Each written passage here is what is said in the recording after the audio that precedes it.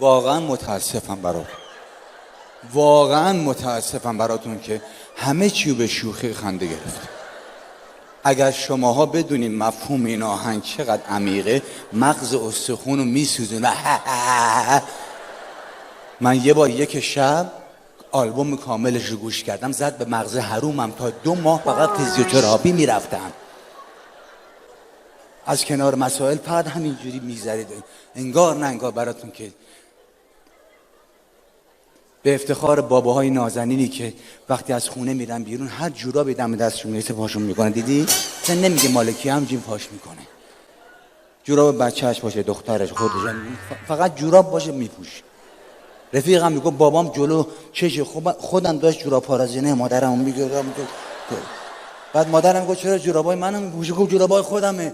بعد شستی نازک شده کش میاد. یعنی خیلی باحالن این باباها، چقدر گوگولیان، حرف ندارن.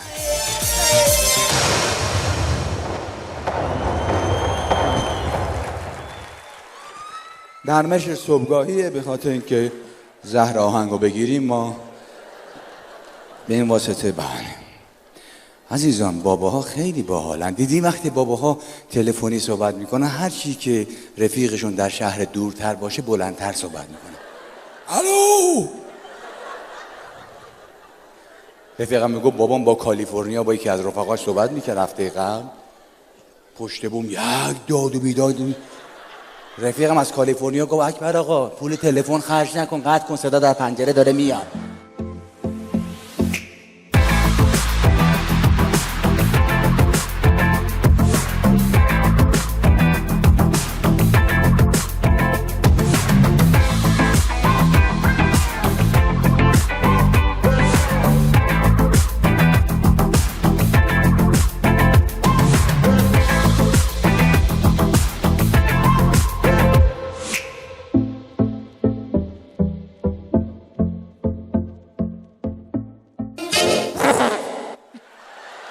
اینم تهش مونده بود به خاطر که مدیونی نداشته باشه و گلتون منتها یه خورده ترومپت ما پاره شده بود. این قسمتیش ما از همون قسمت پارگیم. خواننده های دیگه هم داریم و داشتیم که اگر دیر نشده باشه سال نو رو به شما تبریک بگم، مایلم به سبک خودم، یعنی از حنجره یک خواننده دیگه به یه شیوه دیگه این سال رو به شما تبریک بگم. به این شکل: بوی عیدی، بوی تو، بوی کاغذ رنگی، بوی تنده ماهی دودی وسط سفره نان، بوی یاسین جانماز ترمه مادر بزرگ، با اینان زمستونو بسیار هماهنگید. آفرین، آبرو آدمو میبرید. با اینان خستگیمو شادی شکستن قلک بود، وحشت کم شدن سکه عیدی از شمردن زیان، بوی اسکناس تا نخورده لای کتاب، بوی گل محمدی که خوش شده لای کتاب، با اینان زمستونو با اینان خستگیمو دار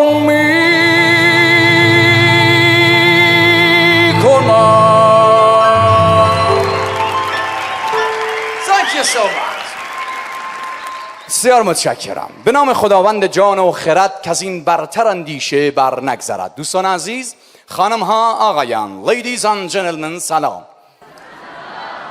بسیار سپاسگزارم از این که ضایع کردید من با این جواب سلام دادنتون. عاشق این لجبازیاتونم که نمیدونید دل تو دلم نبود پشت صحنه. سراسر وجود منو استرس فرا گرفته بود با یک هیجان و اضطرابی که هر لحظه ممکنه الان برنامه شروع بشه و من بیام روی صحنه. با این انگیزه اومدم، به چه شوقی سلامی گرم میکنم خدمت حضار، اون وقت همه در پاسخ به من انگار هیولا اومده روی صحنه. اشکالی نداره، کم کم درست میشه. این لجبازی ها یکی دوتا نیست، نه که بگی فقط تو این مرحله اینجوری هستیم. نگاه کنید، من شنیدم یه زن و شوهر وقتی می نشینن پای فیلم عروسیشون، دیالوگایی که رد و بدل میشه دیوانه کننده است به جون خودم. زنه برمیگرده به مردش میگه وای چه شب قشنگی بود، یادته؟ بابت همه چی ازت ممنونم، عاشقانه دوست دارم. زن و شوهر نشستن پای فیلم عروسی. زنه شروع میکنه نگاه کن عمتو میرقصه، اینم پسر عمو شلوارش داره میفته، این زنیکرم ببین داره غیبت میکنه، معلومه یعنی از خودتو خانوادت و فامیلت متنفرم. اوست که می نوازد امشب برای شما بسیار مشتی، یک جوان هنرمند خوش سوق و خوش آتیه و با استعداد. از نظر ظاهرم میبینید بسیار خوشگل و خوشتیپ و فوق العاده پولدار.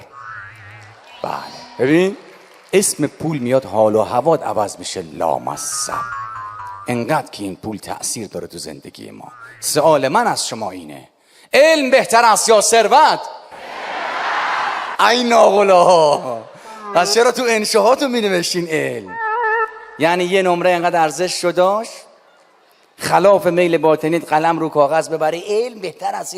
کوچولوها دارن میگن علم. هنو گرمی عمو جان، یه مقدار بزرگتر که شدی وقتی مثل من بهت سبد نرسید متوجه میشی که علم بهتر یا ثروت. عجیب غریبه واقعا، چقدر کارامون. اصلا نخ دندان چیست؟ وسیله یه تا خون روش دیده نشه ول نمیکنه، میخواد اره کنه این لحظه.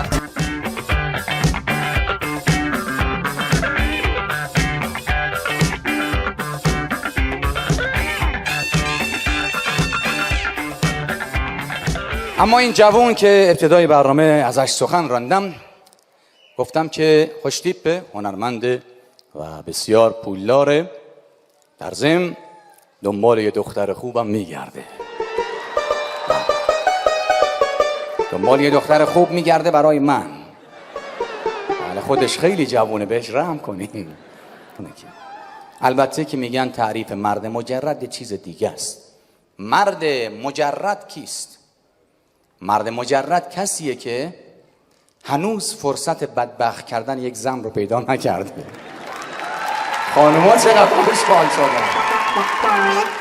زیاد خوشحال نشید خانوما، میدونی که اینا همه حرفای واهیه در واقع. چرا؟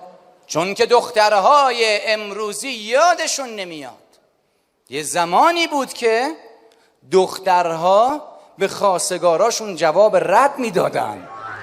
یه زمانی به جون خودم. الان خواستگار از در هنو نیامده تو دو دستی میچسبه. کجا بودی تا حالا پدر سوخته؟ اصلا همه چی قدیم به جون خودم. تا حتی بیسکویت مادر، بیسکویت مادرای قدیم. من هفته پیش بیسکویت مادر خریدم، مزه عمه میداد. در مراسم خواستگاریای قدیم دو تا خانواده جمع میشدن دختر و پسر رو به هم نشون بدن. الان دختر و پسر میرن خانواده هاشون با همین بابامه. قبلا آشنا شده. شرایط چقدر فرق کرد. قدیما دختره میومد پیش پسره میگفت عزیزم میومدم سر کوچه به من تیکه انداختن، میگفت میرم شکمشون رو پاره میکنم. رگ غیرت باد میکردن زهندونه. این روزا رو نگاه کن، دختره میاد پیش پسره عزیزم تا در خونه به من تیکه انداختن، میگه از بس بلا شدی. بله خیلی شرایط عوض شده. میگفت رفته بود خواستگاری، برادر عروس انقدر زیر ابرو برداشته بود داماد اون عوض عروس اشتباهی گرفته بود با اون حرف میزده، شرایطشو میگفته. بعد گفتم اون که داره چای میاره این عروسه ولش کن اینو. ببین چه شرایط واقعا، چون لجبازیم دیگه. عجیب غریبیم، تو همه چیز یاد روی میکن. نمیدونم واسه کار خودتو بکن. از کجا بگی؟ وقتی یه بچه کوچولو توی خانواده‌مون دنیا میاد، عوضی که ما به اون حرف زدن یاد بدیم اون به ما یاد میده.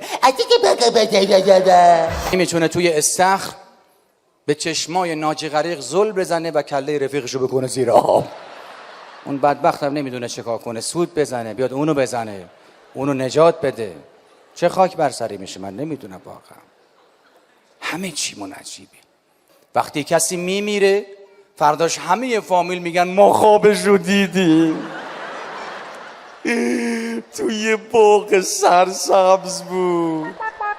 آره ارواح خاک باغچه‌ت. معلوم نیست اون دنیا به خاطر گناهاش تو کدوم بشکه غیر داغ دارن همش میزنن. تو باغ سرسبز براش دیدی؟ دنبال جوک نگردید، برید آگهی های میگو به قول دوستمون یه عمر دپرس و افسرده زندگی میکنیم، رو آگهی فوتمون میزنن شادروان. کجا شادروان بود؟ عجیبن غریبا. برید آگهی های فوت رو نگاه کنید، از جوک اون برتره. آگهی فوت من دیدم پیرمرد 107 سال از خدا عمر گرفته بوده فوت شده، رو آگهی فوتش نوشته بودن به دیدار حق شتافت. این کجا شتافته؟